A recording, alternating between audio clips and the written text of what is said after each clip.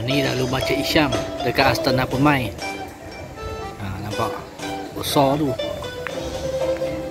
Sekarang Mr. Yong ada dekat rumah Cik Isyam. Ya. Selamat Hari Raya Selamat abang. Hari Raya Yong. Okey. Maaf saya dan batin Okey, baik. Sila. Ni rumah terbuka dia. Okey, sila Yong. Okey. Nampak.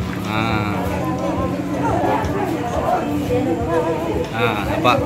Ada macam-macam makanan. Ini isi dia.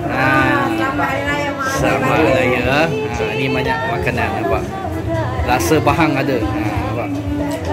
Ni ada apa? Ini panggil apa bang? Lemang. Lemang, nasi minyak lagi.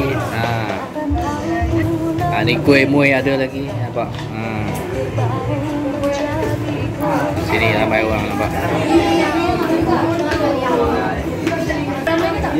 Nampak. Nampak. Ini dalam rumah Cik Isyam. Besar tu.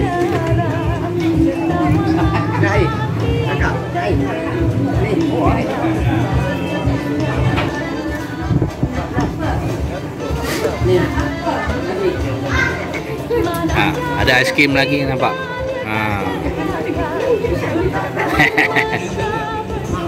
Ni Cik Isyam nampak. Sama dia punya kawan-kawan. Ni ada lagi nampak. Ramai kawan-kawan Cik Isyam ni. Ada kambing goreng lagi nampak. Seronok kan. Bere.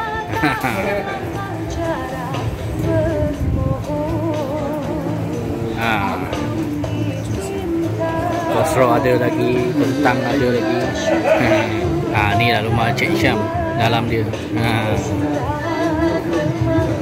Ni kita punya kawan Pak Abu.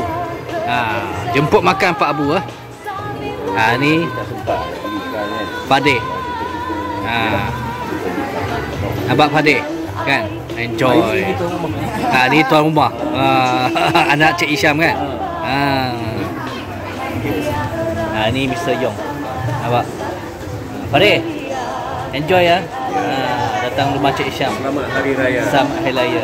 Maaf saya tak batin. Hot FM, sorry. Hot FM Enjoy. Ni dia makanan Mr. Yong. Ni bakal akan jadi pelakon. Ini dia makanan Mr. Yong nampak. Laksa Pahang. Ada kambing golek. Kuih muih lagi. Okay, see you. Cik Isyam, selamat Hari Raya. Maaf saya dan batin. Moga murah rezeki Cik Isyam. Amin. Okay. Nampak laksa Pahang ada, kuih muih ada. Yo.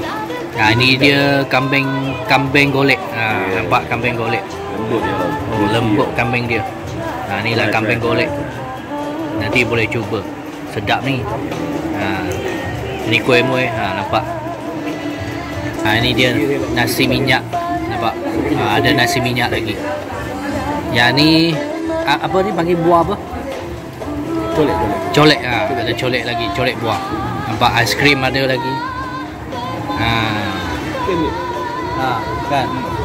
Ada aiskrim lagi. Apa tu dalam bukan ayam. Enjoy. Pada enjoy ya. Enjoy. Okay.